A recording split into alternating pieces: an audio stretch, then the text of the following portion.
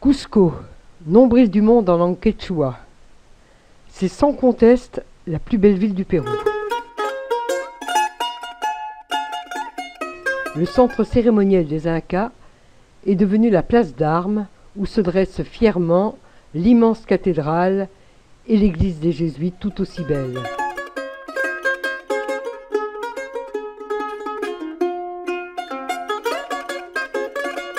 Et voici Tupac Amaru, le dernier Inca qui résista farouchement aux conquistadors et fut exécuté ici même en 1572.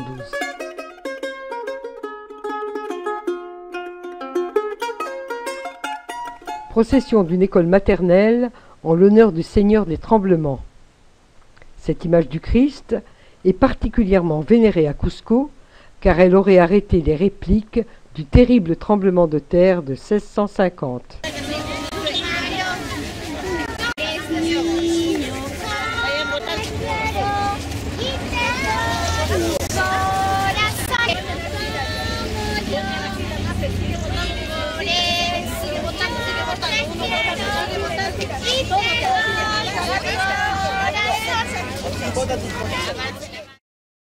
La ville, très animée, a gardé tout son cachet colonial.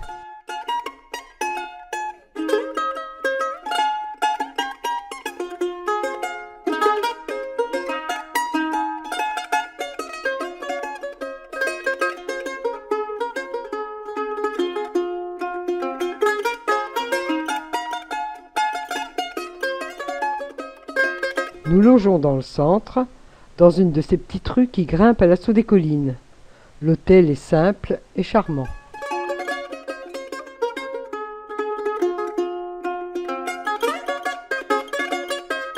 Nous découvrons partout les raffinements d'une riche cité du XVIIe siècle.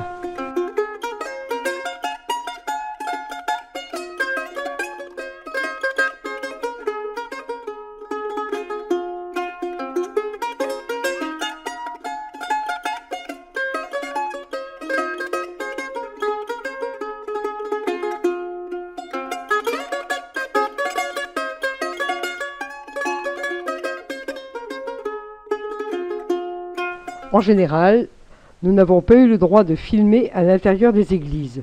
Aussi en profitons-nous à Santa Clara, qui est bizarrement ornée de miroirs.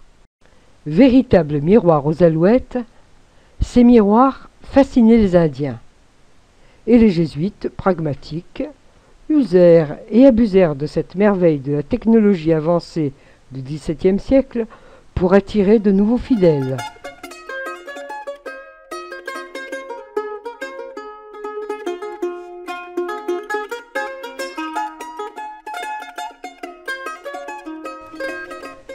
Les Espagnols ont pillé l'or, détruit les temples et les palais, mais il reste à Cusco quelques beaux murs incas aux pierres parfaitement ajustées.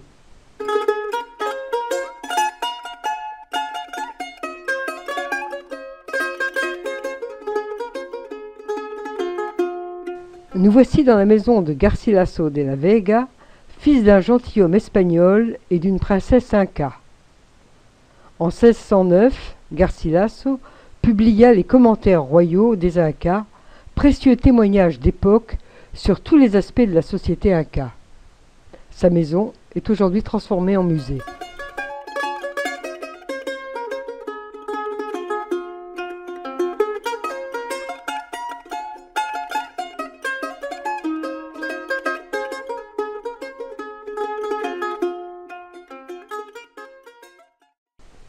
Les bouteilles sifflantes sont certainement les instruments de musique précolombiens les plus étonnants.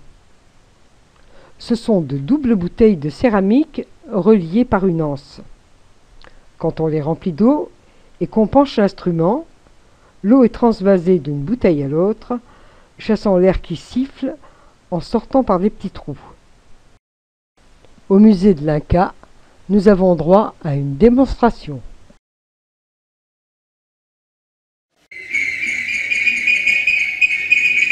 ¿Y es el grito del mono? Sí, Sí. adelante y atrás.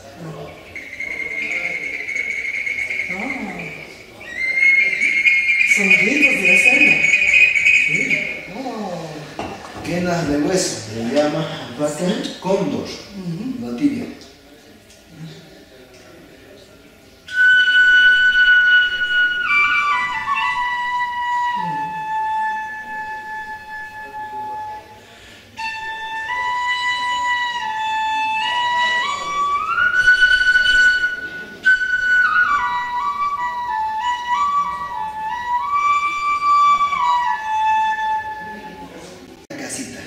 Cultura Vicos, 4 cantos, uno como zorro.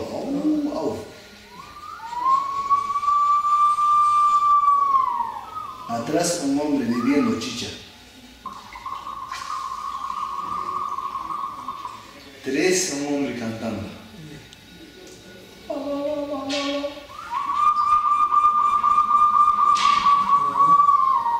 4, como un pájaro carpintero.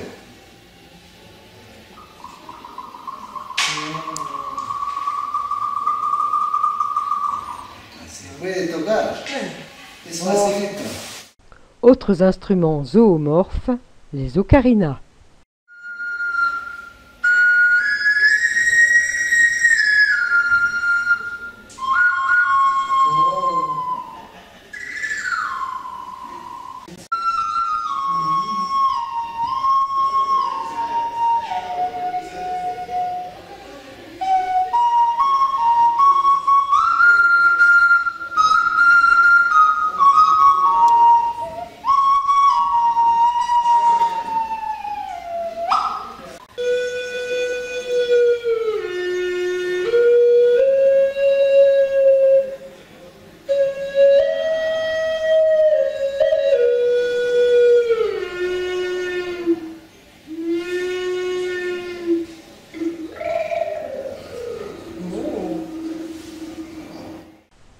Et pour finir, démonstration de tissage dans la cour du musée.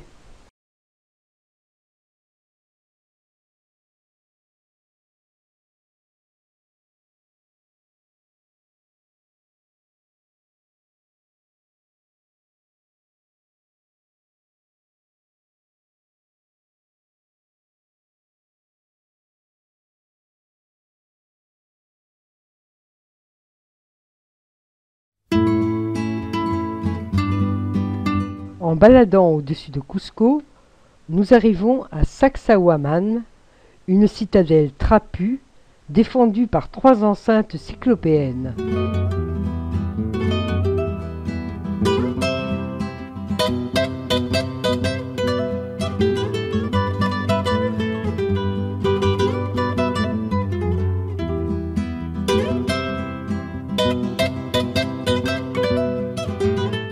Les Incas ont assemblé là des blocs colossaux de plus de 2 mètres de haut et de plusieurs dizaines de tonnes. Les pierres sont inégales, les aligner horizontalement n'était pas au programme, par contre elles s'emboîtent parfaitement les unes dans les autres et ont pu ainsi résister à tous les séismes. Forteresse, centre sacrificiel, on n'en sait pas grand-chose.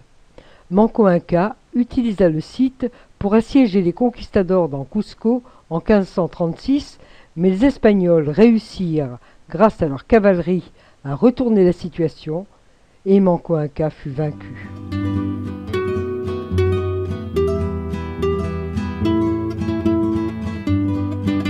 En chemin vers la vallée sacrée, arrêt au bain de l'Inca. Le superbe bain cérémoniel se réduit à un petit bassin alimenté par une source cristalline. Mais n'est-ce point ici l'ombre de l'Inca qui hante ces lieux?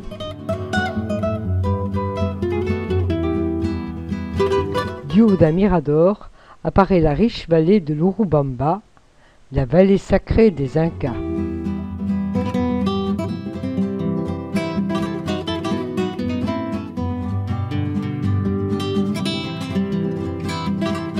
Au-dessus du village de Pisac apparaissent les terrasses vertigineuses de la cité Inca. Ces terrasses étaient le grenier à maïs des Incas. Et, pour passer d'une terrasse à l'autre, pas d'escalier à cause de l'érosion, mais de simples dalles fichées dans la muraille. De loin, ça fait de très jolis dessins.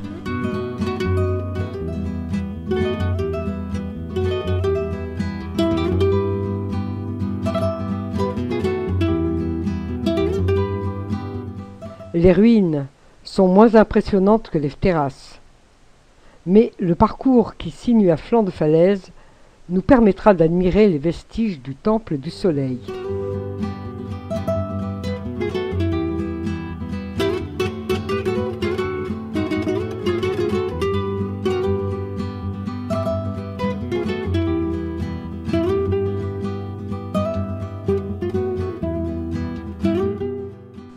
À Chinchero, 3762 mètres d'altitude, notre taxi tombe en panne.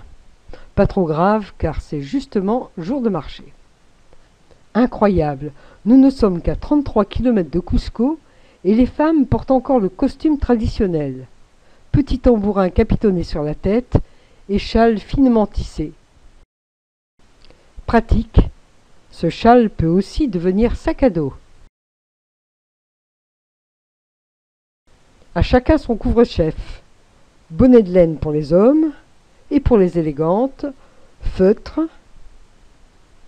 tambourin ou chapeau de paille.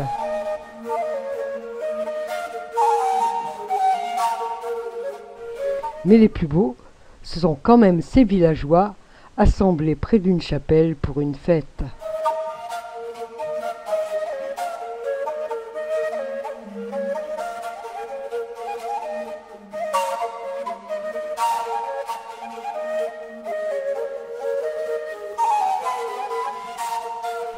Ces curieux amphithéâtres sont de petites merveilles de l'agronomie inca. Sur les terrasses inférieures, la température plus clémente permettait en effet de cultiver des plantes moins résistantes au froid. Un peu partout dans les villages, ces grosses églises témoignent de la colonisation espagnole.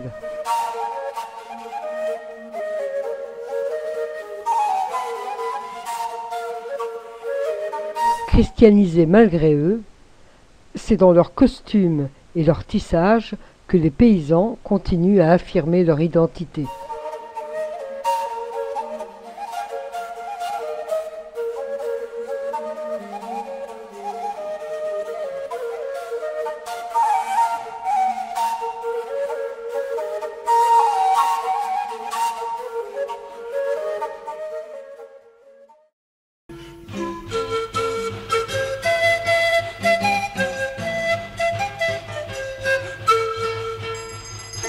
Alimentés par un rio salé, les salines de Maras étaient exploitées bien avant les Incas. La géométrie et la couleur de ces petits bassins est une pure merveille pour les yeux.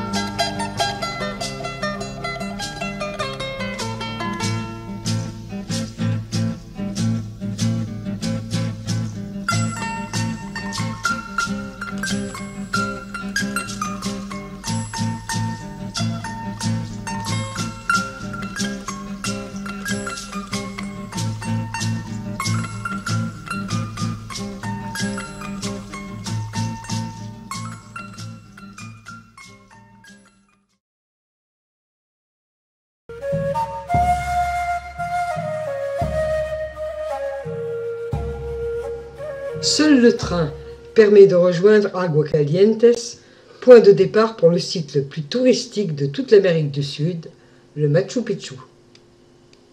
C'est en 1911 que l'archéologue américain Hiram Bingham, guidé par des paysans, découvrit sur le sommet escarpé du Machu Picchu une cité en ruine dont les terrasses étaient encore cultivées par 2 familles de fermiers. Il crut avoir trouvé la cité perdue des Incas.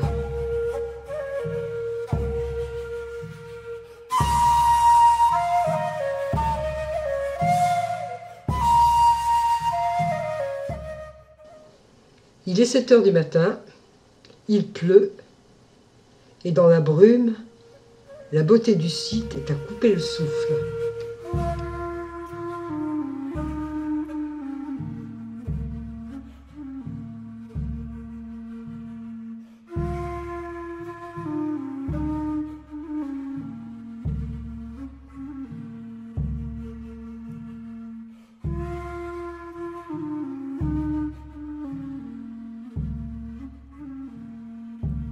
Nous empruntons un moment le chemin de l'Inca qui reliait Cusco à Quito, autre capitale de l'Empire. Cet accès à la ville était gardé par un pont à bascule à flanc de falaise.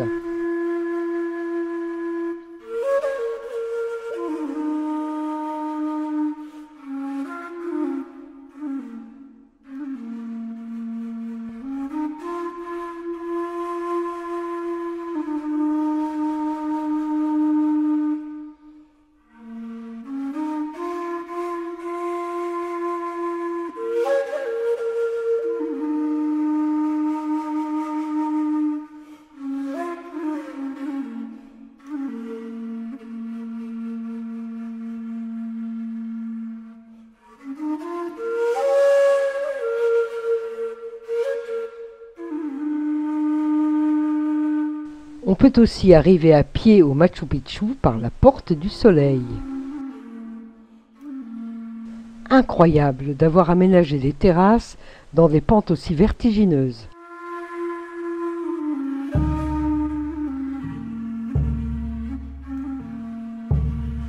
Le brouillard qui se déchire découvre peu à peu la vallée de l'Urubamba. Retour à la cité, où les terrasses agricoles du quartier Est nous offrent leur impeccable géométrie.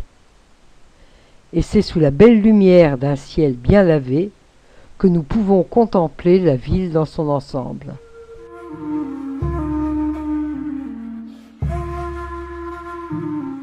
C'est le Huayna Picchu, la jeune montagne, qui donne au lieu tout son mystère et sa majesté.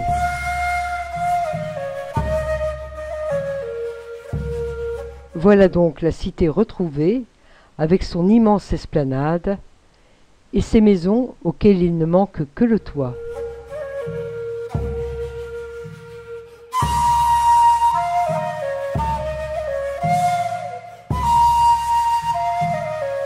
Et un locataire bien sympathique, la Vizcacha, une sorte de lapin des Andes.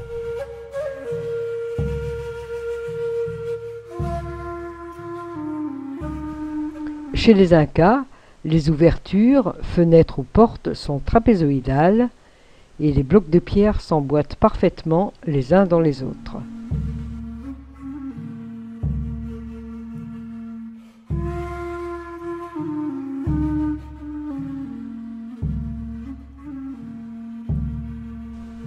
Et pendant que le flot des touristes monte à l'assaut de l'Intihuatana, l'observatoire astronomique, profitons une dernière fois de ce lieu magique.